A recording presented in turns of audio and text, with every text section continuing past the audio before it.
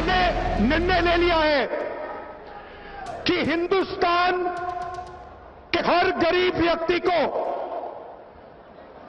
2019 के बाद कांग्रेस पार्टी वाली सरकार गारंटी करके न्यूनतम आमदनी देने जा रही है। इसका मतलब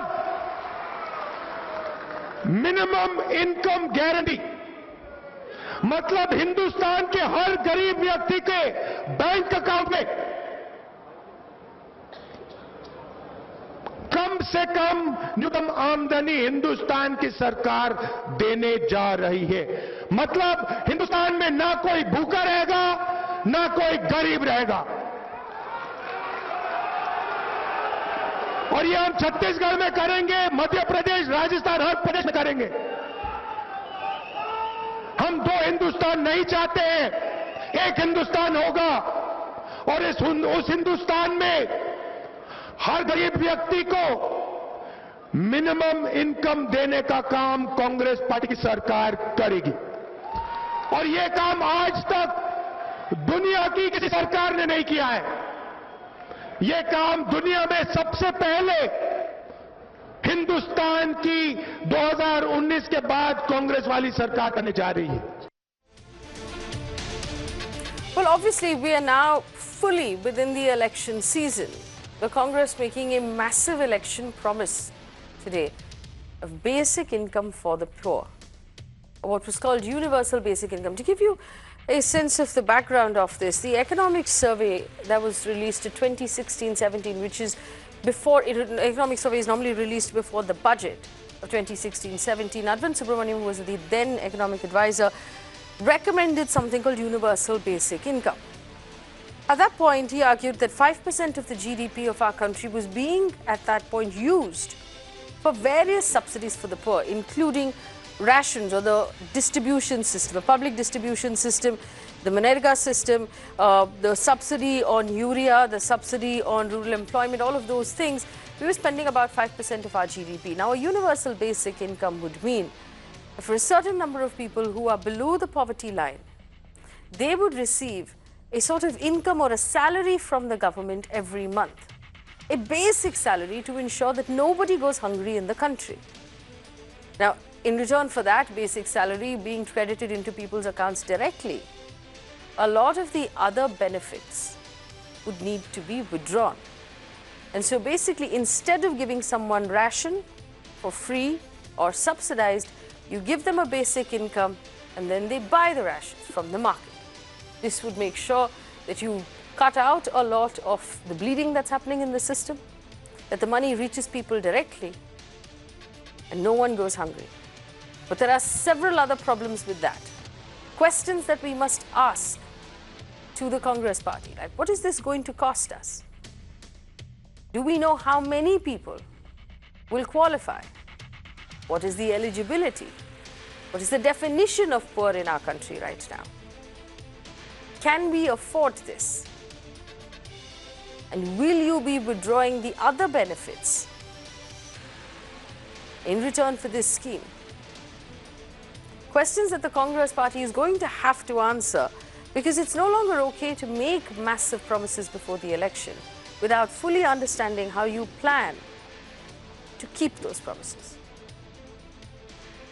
Well, joining me on the show right now, Radhika Ramsesan, consulting editor of the Business Standard, Gopal Agarwal for the BJP, Akash Jindal, senior economist, Bharat Kumar Rao, senior journalist, Salman Soos for the Congress Party, and Abdul Razak is a political analyst. I welcome you on onto the show. We're also waiting for our connection to go through to Mr. P. Chidambaram, former finance minister, member of the Congress Party, who will join us as well. First question to Radhika Ramsesan. What is your reaction, first of all, Radhika ji, to what we've heard Rahul Gandhi announce this evening, a minimum basic income or a universal basic income for everyone? Yeah, my first reaction was that the Congress is going back to its Garibi Hatao kind of roots, because let's not forget, in the 2014 elections, it lost a big chunk of the votes of the poor, cutting across caste lines, to the BJP. So the Congress has to sort of send a signal to establish that it is back to its povertarian agenda, back to being going back to the Garibi Hatao days, and in that sense, I think the announcement is pretty powerful, you know, optics and semantics and everything, because the way Rahul articulated it, he made 2 points. He said that, you know, nobody is going to go on an empty stomach, go to bed on an empty stomach. It will go directly into their bank. And he also talked about 2 narratives. One is the narrative with personas like Nirav Modi, Vijay Mallya, etc. And the other is, of course, the bulk of the poor in the country. So, you know, if these 2 narratives run parallelly and you make an announcement of this kind, it is going to definitely send a signal to the poor, just as his announcement of loan waiver tipped the balance of in the Chhattisgarh elections. Very interesting that he chose to make it in Chhattisgarh, you know, so which has a huge poor population. But as you rightly pointed out in your introductory remarks, a lot of questions need to be answered. Is he talking about the APL, Yes. BPL, or, I mean, is it poor as a generic term? I mean, we shall go into all that. But I think it is a pretty potent kind of signal that has come from the Congress. All right, Salman Soos, spokesperson of the Congress Party, joining us out of Srinagar. Salmanji, thank you for joining us. I understand Srinagar is completely snowed in, so I hope you're warm this evening. Here's my question. How many people will benefit from this universal basic income or minimum income that your Congress is calling it? What is the definition here of poor? What is the qualification to become eligible for this scheme?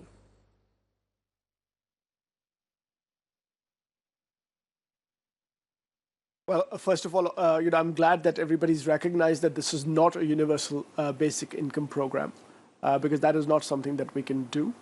What this is that it's going to target the poor of the country. Now, in terms of what the cutoff will be, I think those are details that we worked out. I don't think this is the time for us to reveal every little detail of this program. One thing I will tell you and your viewers is that whatever we do is going to be fiscally prudent. We've been reviewing lots of studies. Obviously, a lot of work has gone into this, not just by the Congress Party, but by independent analysts. And this has been going on for a number of years. Some countries have tried to pilot something like this on, you know, kind of a universal basic income. So there's a lot of information already available about fiscal impact, for example.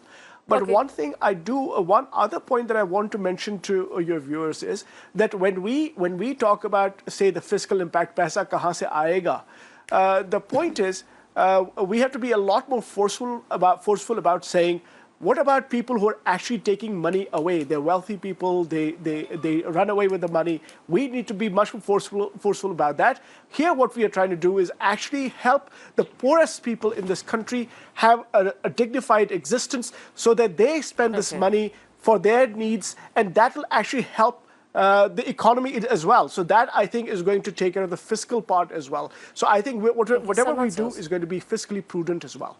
So, Salman, so if I've got this correct, you said who qualifies as poor or what qualifies as poor has to be worked out. You don't have those details right now. Now, if you don't know who qualifies as poor, you will not have a number of how many of these qualified poor people we have in the country, and you will not know what it will cost to give all of these people a basic income. And if you don't know what it will cost to give all of these people a basic income, you couldn't possibly be telling us that it will be fiscally sound, which means that as a country we'll be able to afford it without going completely bankrupt, which effectively you're telling me that the Congress has not done its point-by-point homework, and you've made a promise without fully understanding whether or not you'll be able to keep it. No. I'm sorry. I think you misunderstand. That's not Please correct. clarify. If you look at studies that have been done on, this, in fact, the economic survey just a few years back did a calculation as well, and they basically said that if the universal basic income is brought in, it would be about 4 to 5% of GDP.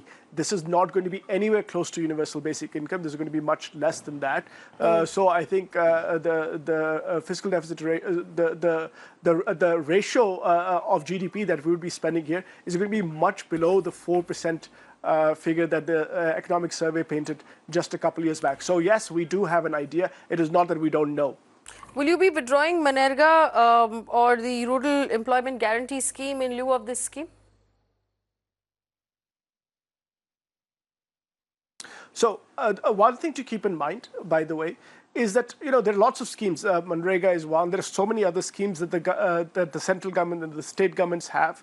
Now, not every scheme, all sorts of schemes are there for specific purposes, right? I mean, for example, you have ICDS, and that is a particular focus. So you don't really have to suspend all schemes so that you fund this scheme. Now, does that mean that we should not be taking a close look at some of the schemes that may have objectives which are very similar to this minimum income guarantee program? Absolutely, we should, and we will. That was not at all a clear answer, if I say so. Let me also point out that since you are quoting the economic survey of 2016-17, and most Congress spokespeople have done so all through the evening, that recommendation made by Mr. Arvind Subramaniam also talked about withdrawing the food subsidy or rations, basically the public distribution scheme, the urea subsidy and Manrega apart from other schemes. So the universal basic income or basic income only makes sense if you withdraw the other schemes that's currently costing the government money. Will you withdraw other schemes? Will you withdraw rations? Because you're giving but this people is not a universal. No, if you're okay, giving... wait a second. Wait a second. We are not talking about, Faye, we're not talking about a universal basic income scheme. The economic survey talked about a universal basic income scheme. The Congress party is not, again, so what is your scheme? Not talking about universal basic income. This is a targeted basic income scheme for the poorest people in India. So it would be a much lower portion than what the economic survey talks about. Now, the economic survey recommended, if the economic survey basically said that if you do a universal basic income scheme, you could potentially fund it through different means, including PDS and all that stuff. We're not talking about that. We're not talking about universal basic income. So if you, for example, let me give you an idea of what we are talking about. Say, for example, that you have roughly 30% of the population that is deemed to be poor. Imagine that is the target. That means you're looking at an expenditure of in the order of somewhere around 1.5 to 2.2% of GDP, somewhere around that, 1.5 to 2.5% of GDP. That's what you're looking at. So I don't think so how do you fund that? There are many different ways of funding it. By the way, our resource base is also higher now. So it's not as if the government has no funds. It's not as if there are no schemes that cannot be used for this particular purpose, but at the same time, we should not say that we're going to get rid of all the other schemes, because there are certain schemes that have a very specific objective, which has nothing to do with. So do you know, Salvan's last question, do you know what this income will be? What is the quantum of the income? 1,000 rupees, 2,000 rupees, 3,000 rupees a month? What will it be?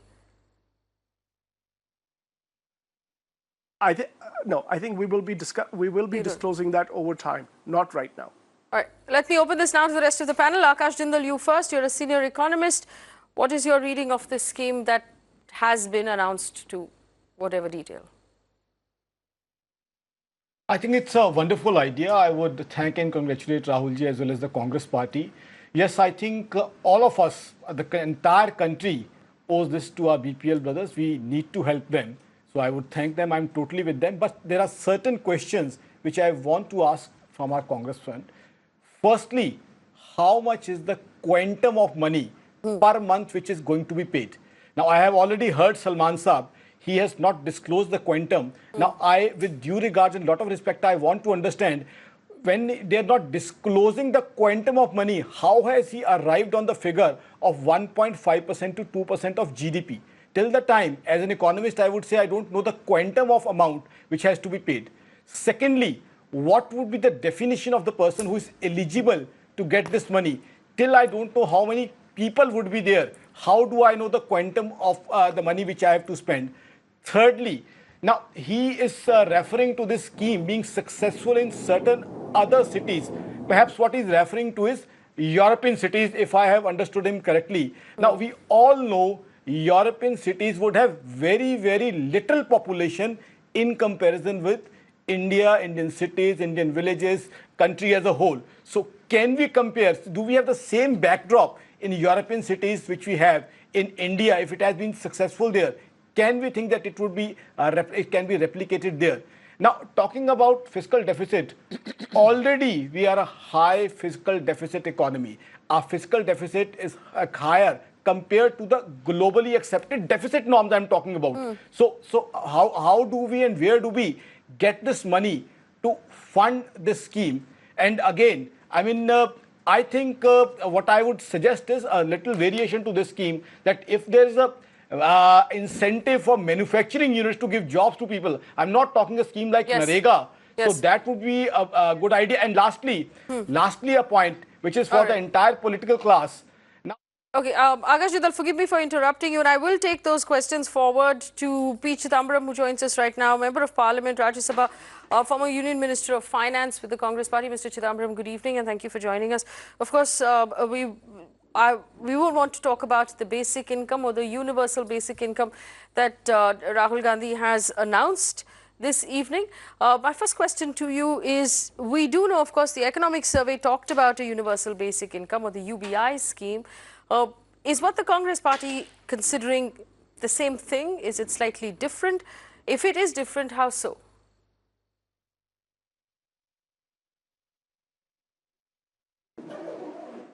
Of course, it's different. We are not proposing to introduce the universal basic income, which was outlined in the economic survey by Dr. Arvind Subramanian. As I said in my tweet, we are adapting, underline, adapting the principle of UBI, and we have announced, the Congress Party's president has announced, a minimum level of income for every family, which means we will start from the poorest of India and go up, so that every family, every household reaches a minimum level of income. So it's certainly not the UBI. UBI would have given an allowance to both you and me, but that's not the idea.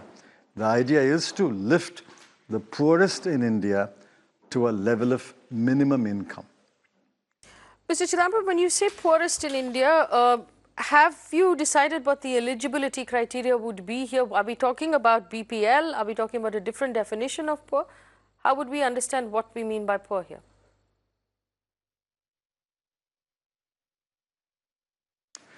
We'll have to look at the numbers when we are in government. This morning I read that in June 2019, fresh estimates of poverty will be published, and they will show a very sharp decline from the Tendulkar time numbers of poverty. 140 million people were lifted out of poverty between 2004 and 2014. So 14 crore people were indeed lifted out of poverty. Now, in the last 5 years, some people should have gone above the poverty line. So we will know the exact number, which can be identified as poor households, poor families, in the month of April or May or June. Once we agree on the line, once we agree on the limit which will define who is poor, then the scheme will be devised in such a manner that we will start with the poorest among them and progressively cover every one of them, so that all the families, all the households come to the minimum level of income. Mr. Chidambaram, do we know what the quantum of this income would be on a monthly basis? Is 1,000 rupees, 2,000 rupees? Do we know what every family would need in order to, as Rahul Gandhi says, not go to sleep hungry? Those are numbers. Those are numbers which have to be put into the scheme when we are in government. But I can assure you that this is doable. All these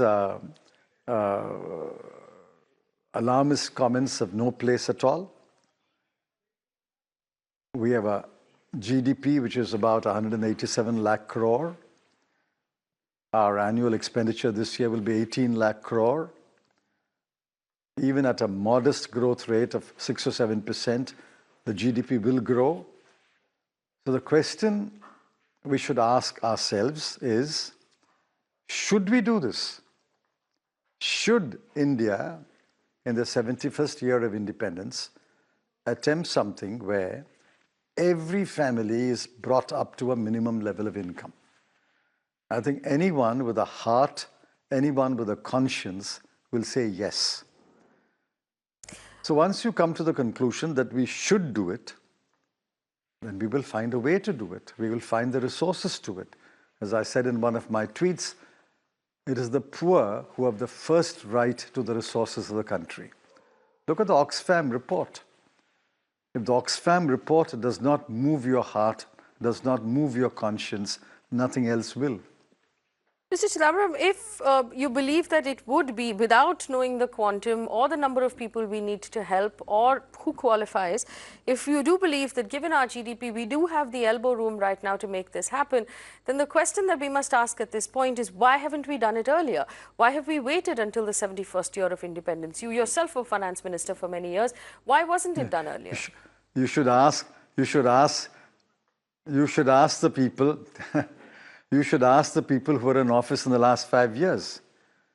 If you ask what the UPA did, I can tell you, given the stage of our development, given the size of our GDP at that time, we did a number of things. Firstly, Maganrega. That was a novel idea at that time. It did help people keep hunger out of their homes. People did not go to bed hungry, or at least most people did not go to bed hungry. So we did Maganrega. So don't ask the question, what did you do or why didn't you not do? I mean, you could ask this question, why did you not do it 50 years ago? But that's no question. Question is today, are we at a stage of development where it can be done? I believe we are at a stage where it can be done.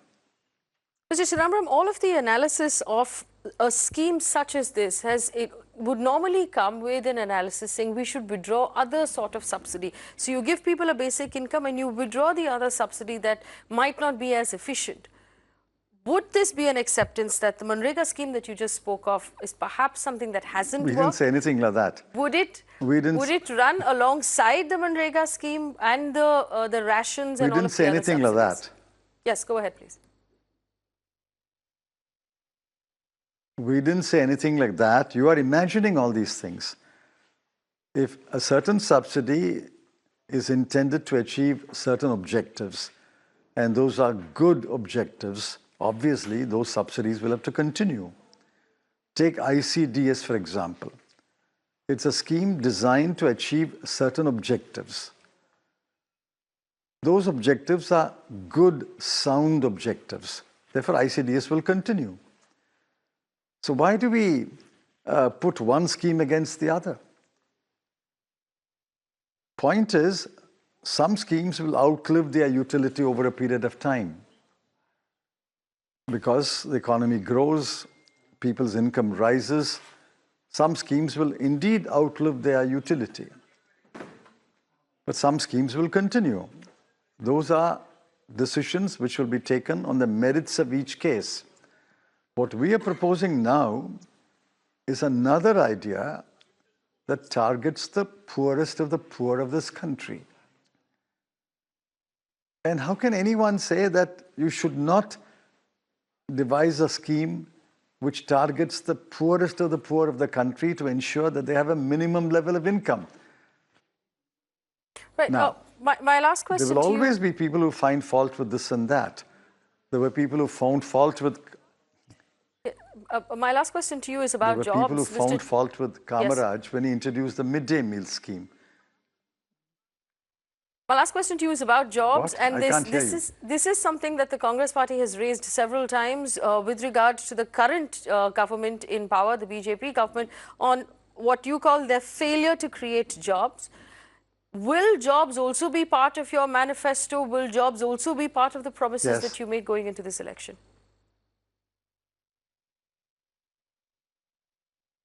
No, the manifesto will have several sections. Obviously, one section will deal with creation of jobs, but we're not discussing that today.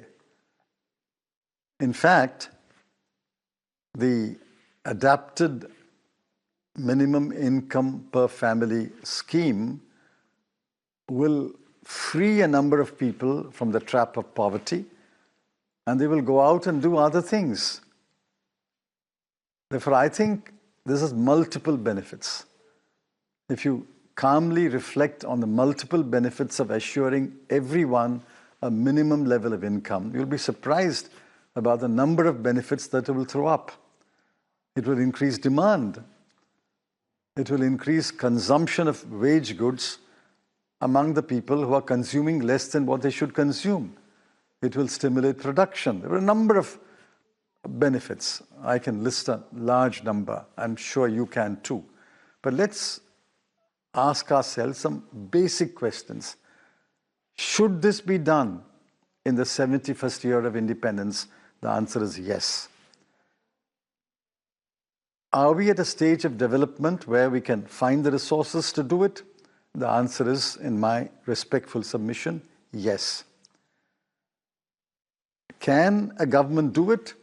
I believe a Congress government can do it. We have done Maganrega. We have done RTE, Right to Education. We have done other difficult ideas. We have implemented other difficult ideas. So this idea, seemingly difficult, can be implemented with the cooperation of all the states and with a will to implement it. All right, Mr. Chidambaram, many thanks for joining us here on Mirror Now this evening and speaking to us about the Congress's plan to bring in a basic income for the poor. I want to take this back to my panel who've been waiting very patiently. Gopal Agarwal has been listening. Gopal Agarwal, your response to the answers that Mr. Chidambaram gave us, and you heard them. Unfortunately, there are no details, and my question remains the same to both members of the Congress party. If you don't know who qualifies, you don't know how much money you're giving them, you don't know how many people we're going to be helping, then how do we know if it's fiscally prudent? Gopal Agarwal, go ahead, please.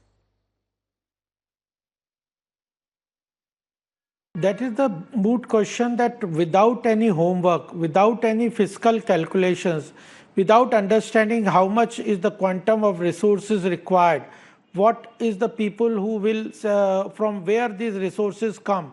Will it come from the taxes, from increased taxes for the common man, or will it come from their friends in the international community or corporate houses?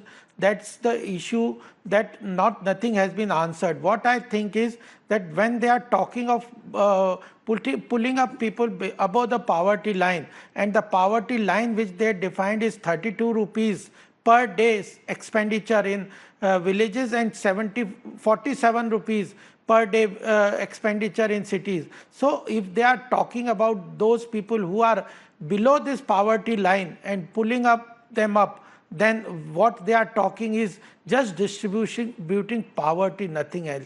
The issue is, if they had any intention of doing anything, they should have done when they were in power. Now at the promising in this way without any calculation is nothing. Okay. Nothing which will be delivered to the common man. Okay. I just want to ask one question is, at what level of economy they left in 2014? The economy was in fragile 5. All macroeconomic parameters like inflation, deficit, fiscal deficit, current account deficit, GDP growth rate, all were in very bad shape. Corruption was high, ease of doing business was ranking was low. So that was the fragile 5 economy they left. And then from there, in these 4.5 years, we have been able to all right. strongly. Gopal Agarwal, allow me to bring the other members of the panel. But I understand what you're saying, that the Congress left the economy in disarray, and now that the BJP has managed to clean it up, now you feel confident to make promises like this. It's a distribution of poverty that they are talking. Okay, all right. Bharat Kumar Raut, please, Mr. Raut. What is your reaction to this promise? Poverty. They are talking of crony socialism. Okay. Bharat Kumar Raut, please. Yeah, I didn't get your question because somebody else was talking Yes. in between. Mr. Raut, Please repeat your question. you heard P. Chidambaram say that we have to ask ourselves if it is time in our 71st year of independence to look after the poorest of this country. Is it as simple as that? Or do you think, and while this might be another political masterstroke, and it's probably not the last one we're going to see, do you think it's as simple as that, Mr. Raut? Listen, with all due respect to the honest intentions of Congress party and Rahul Gandhi, let me say that I suspect and I fear that is it another Chunavi Jumla? This is because when Congress recently was, 5 years ago, was in power for 10 long years, continuous 10 years, what was done? I was member of parliament during that time, and I was on committee that scrutinized the food security bill. That time, Sonia Gandhi's dream, intention was to see that no Indian is sleeps in Hungary. I bow to that because that should be the intention. But what happened? We brought in the bill, and what happened to that? Before that, there was the education bill. What happened to that? Before that, Indira Gandhi, when in 71 she came to power, she came on a slogan of Garibi Hatao. Did you hatao the Garibi? Because Indira Gandhi was in power for the next years. So what did it happen? It never happened. So all these things are Chunavi Hamla.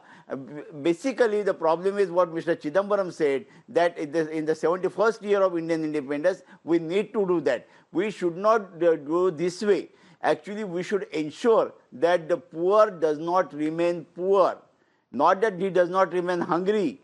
He should not remain poor. You give him such a help by which his income level goes up. Here we are not helping anything. Here you are not helping to upgrade his life, to upgrade his income level. Instead, you are giving him crutches so that he can remain obliged all the time to the ruling party and ruling side. I don't think that is the way development takes place. We should ensure that poor man, whomever you call poor man, his level of income increases on its own. You help him for that, to increase his income level, and not to give him extra money. And from where does this money come from? It comes from the taxpayer's pocket. Yes. However, the honest intention is, but still the question remains that there will be a divide between the poor and non-poor that will further increase. Because those who are taxpayers, they will keep thinking. Yes, that yes, I understand. Let me also bring in a statement from Abdul Razak. Yes. At my cost. Yes. Abdul Razak is a political analyst. How do you feel about the statement made by the Congress today?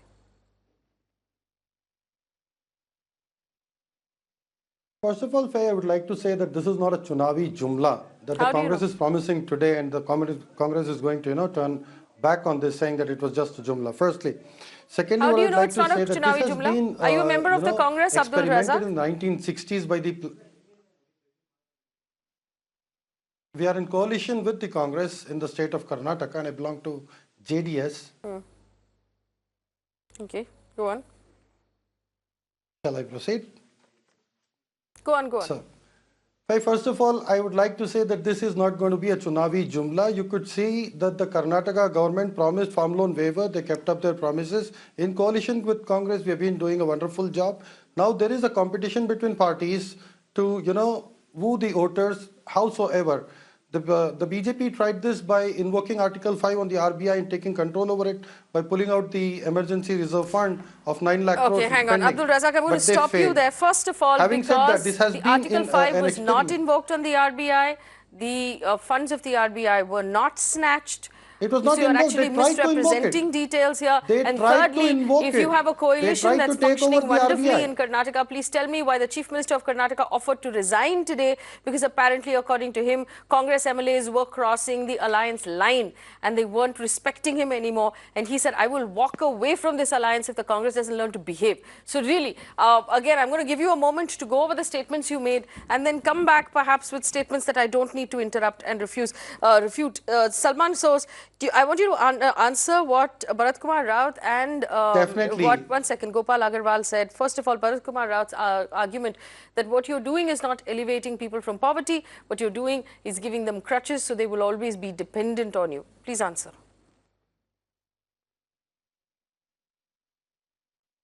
All right.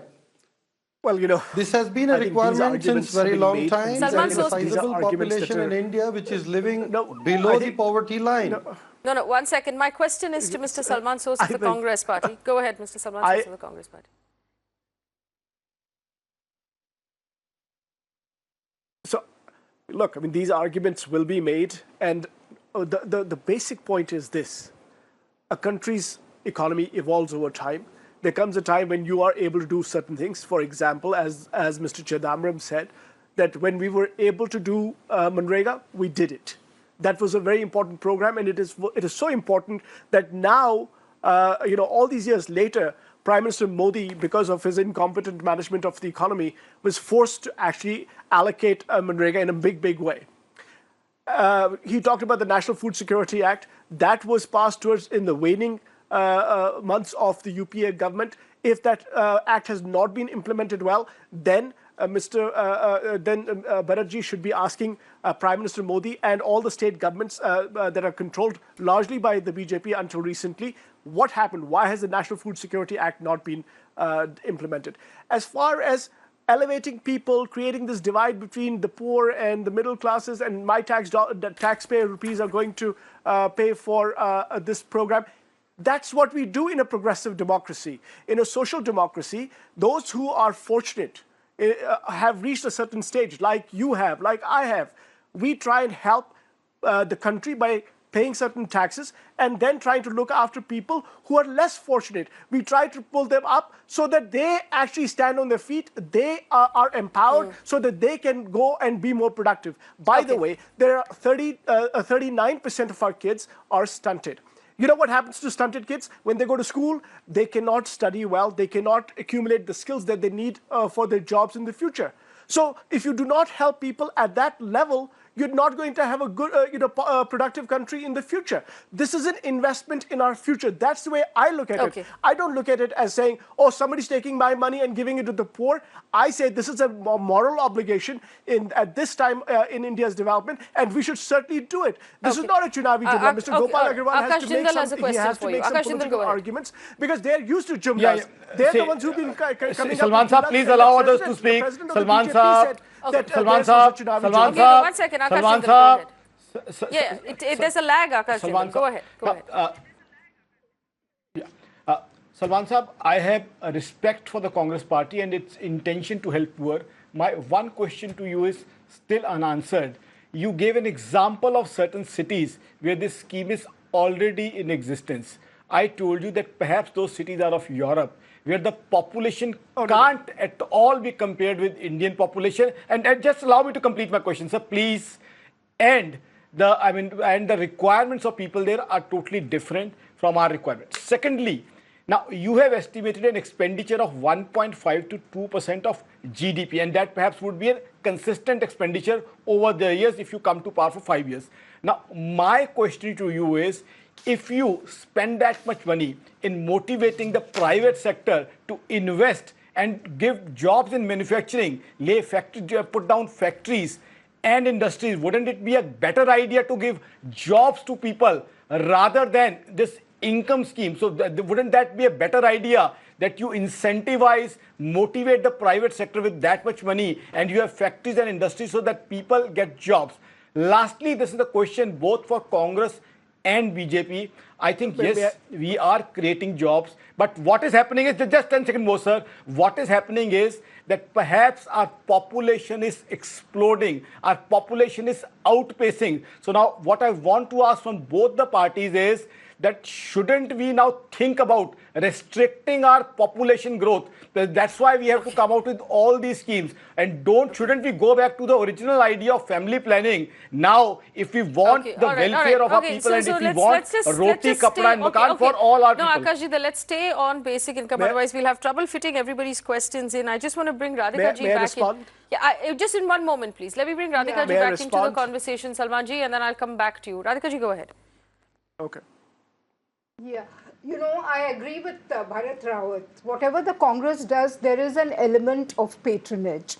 It is a party that has survived, thrived, grown only on political patronage, and there is quite a bit of that in this scheme as well.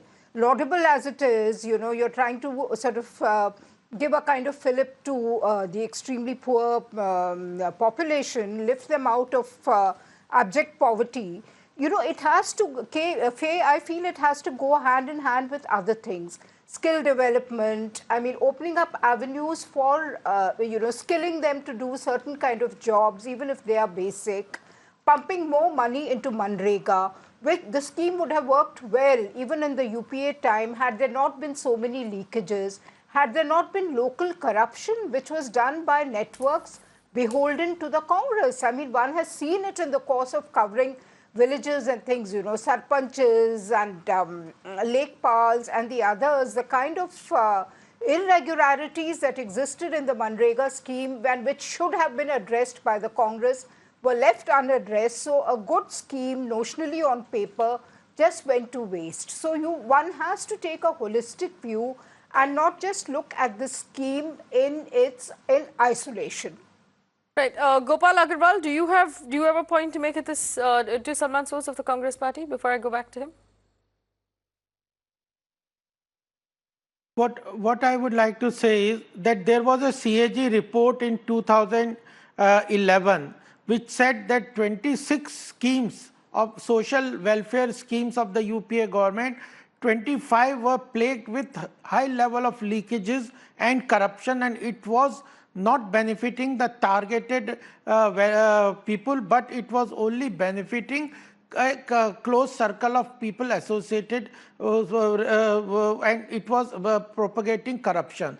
This was the state of 26 schemes. No, but Gopal Agarwal, I can say the same about your Ujjwala scheme. There are similar complaints. Social welfare scheme.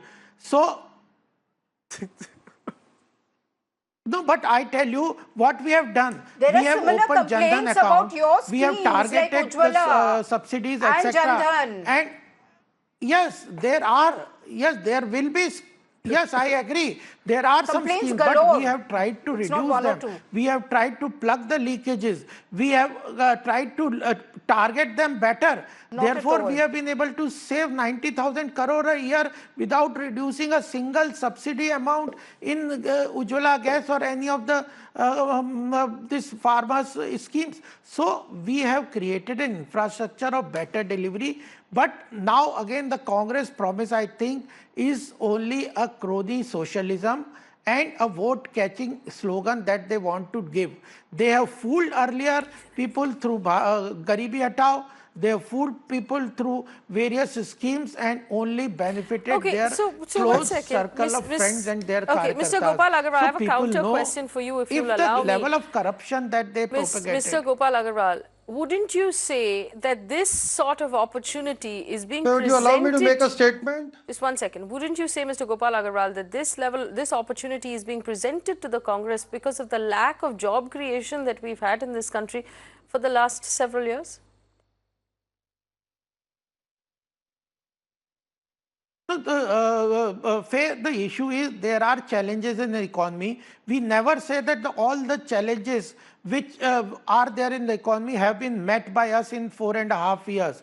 There are challenges with regard to agriculture, there are challenges with regard to jobs, there are even more challenges with regard to wages, which a lot of our labor force being 97% of 93% of our labor force being in the part of unorganized sector. They have to be formalized. They have to given social security and through this PF and ESI. Those issues, challenges, we are not saying that all challenges have been met. Therefore, we are asking for a second term, another term to meet those challenges. But that doesn't mean that the Congress should squander the strong economic parameters and strong economic growth that we have created by promising this thing. If they had anything of this sense, they should have done in their last 10 years. Okay, Salman Source, please respond. Okay. So, Faye, I mean, these guys should have done in 60 months what we were not able to do in 60 years. That was the promise. They failed. and they failed spectacularly. And it is because of the distress they've caused in the country that we have to come up with new ideas for this country. Now, I think it was Radhika ji who said that Congress, is a party of patronage. Is this a new idea? In 16, 17, it was in our economic survey. No, please, Gopal ji, this is not fair. I did not interrupt you. Please do not interrupt me. Radhika ji said that Congress is a party of patronage. Let me, I think it's unfair, but let me give one example of the kinds of things Congress party has done for this country. After independence, Pandit Nehru came up with an irrigation scheme based on 3 dams, including the Bhakra Nangal Dam and the Hirakud Dam. That irrigation scheme was 70% larger than the largest irrigation system in the entire world at that time, which was in the Washington. So are we seriously, Salman ji, are we seriously taking credit for things, for work that was done after independence? Please, no, I'm just really not cool. Let's talk about the present. Please, I was giving an example of, when you say that Congress is all about patronage. No, hang on. Let me make this very clear. If you expect people to vote for you today, there is no one in the Congress party who was part of your party during independence. Those people are gone. So if you want people to vote for you today, then make an argument about the present. I understand. I'm coming. Salman Saab, why after 50 years of your rule, people are still undernourished? Please, can you please, this is totally unfair that I keep quiet when you people talk, and then when I talk, you have to listen to me. Now, when you said that I did not say at all that this has been successful in other European cities and we are like a European city. I did not say that. It was piloted somewhere. It doesn't mean that it has worked somewhere else. And our context is very different. When I talked about estimates of what this might cost, you should review some of the writings of Surjit Bhalla, who was a former Prime Minister, advisor in the Prime Minister's Economic Advisory Committee. He's terribly happy about this. He's done the numbers for a lot of different he's run lots of different simulations for different cutoffs. So you can look at the research. I can tell you that the upper limit has already been set by the Economic Survey of 4 to 5% of GDP for a universal basic income. This is going to be a much more targeted income support for poor people. Now, why wasn't it done in all these years? Because economies grow. You can do certain things as you grow. You cannot just say that, oh, why didn't you do it in 1960? Because India was poor. India's been poor for much of its existence as in independent. One last point to Bharat Kumar Rao, please. Just one second. Mr. Rao had a point to make. Okay, Mr. Rao, very quickly, please go ahead. Yeah, I just wanted to ask Mr. Soos that your leader has so far not studied how many poor are there who need this type of support. He also doesn't quantify the amount that is should have been spent or would have to be spent on that. Based on all this weak foundation, if you make such statement, then how does one agree? At least now Congress should take up this matter at a top level and come out with a white paper before the election propaganda starts and come tell the people that this is our scheme, these many poor, these will be benefited, this type of amount they will get, and how much burden they will put on the other society, well A, and B, how much will it hamper the government schemes. Before that, we cannot challenge this. We cannot discuss about this. That's why I call it a Chunavi. Faye, just 10 seconds if you allow me. Unfortunately, we've run out of time, but I do agree with Bharat Kumar Rao. Do we need to make sure that the poorest in our country are fed and looked after? Yes, of course we need to do so. But if the Congress party is going to make a promise like this without telling us how many people qualify as poor, who will qualify as poor as part of this scheme, how much money will you give them every month, and where that money is going to come from, it becomes very difficult to argue the merits or the practicality of this scheme. And without those details, you're making a promise you have no idea how you are going to keep. How will you make sure that the money arrives in their bank accounts and doesn't get lost to corruption on the way? This is the season to make bombastic announcements before the election. But as taxpayers, we have to ask for accountability. Yes, it's a good idea, but how do you plan to fulfill this promise if you have none of the details? And none of the details of your plans have been worked out so far. Without the details, this is just an election promise and nothing more. If you expect the citizens to take you more seriously, you're going to have to give us details, Mr. Gandhi. Thanks for watching.